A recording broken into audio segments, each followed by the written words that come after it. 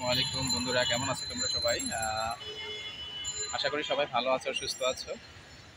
আমি আলহামদুলিল্লাহ ভালো আছি, সুস্থ আছি। অনেকদিন পর তোমাদের সাথে একটু কথা বলতে, দেখা করতে আসলাম। আসলে অতটা ভালো নেই, কারণ ঢাকা শহরে যে পরিমাণ গরম পড়ছে, আমি জানি না বাংলাদেশের কোন জায়গায় কীরকম গরম, তবে ঢাকা শহরে প্রচণ্ড গরম, এখানে থাকা খুবই অসম্ভব। তো আসলে আজকে একটু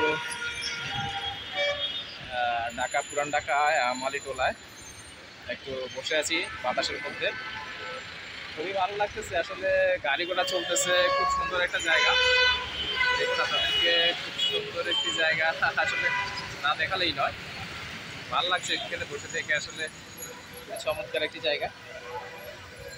দেখুন গাড়ি চলছে, আমি একটু, এখানে নতুন একটা পার্ক হয়েছে, খুব সুন্দর। এখানে একটু বসলাম, বাতাস খাইতেছি। তো আপনারাও চলে আসেন, এখানে খুব সুন্দর একটা পার্ক করছে, ছোট্ট পার্ক, মিনি পার্ক। খুব ভালো লাগে আসলে,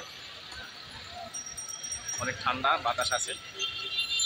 ঢাকা শহরের ব্যস্ততম ঢাকা শহর, এখানে আসলে গরমে আসলে কলেজে হাঁসফাঁস করে। আসলে খুবই সুন্দর একটি জায়গা, দেখুন চমৎকার ঢাকা শহরের ভিউ। কিন্তু প্রচণ্ড জ্যাম এখানে, একটু আগেও 10 মিনিট আগেও দীর্ঘ সারি, মানে এত পরিমাণ জ্যাম ছিল এখানে। এখন জ্যাম নেই, অবশ্য জ্যাম চলে গেছে। তো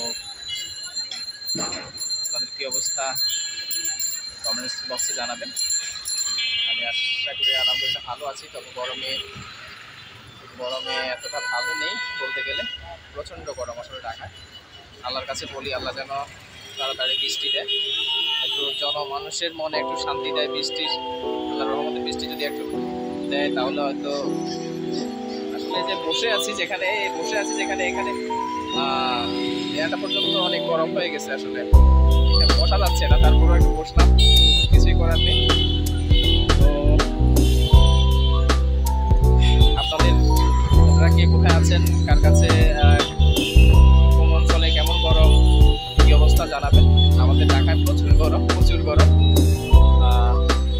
তাই একটু পার্কে এসে বসলাম। কে কোন জায়গায় আছেন বাংলাদেশের, বা কে কোথায় আছেন পৃথিবীর, জানাবেন। কোথায় কেমন গরম তাও জানাবেন। তো আসলে আজকের মতো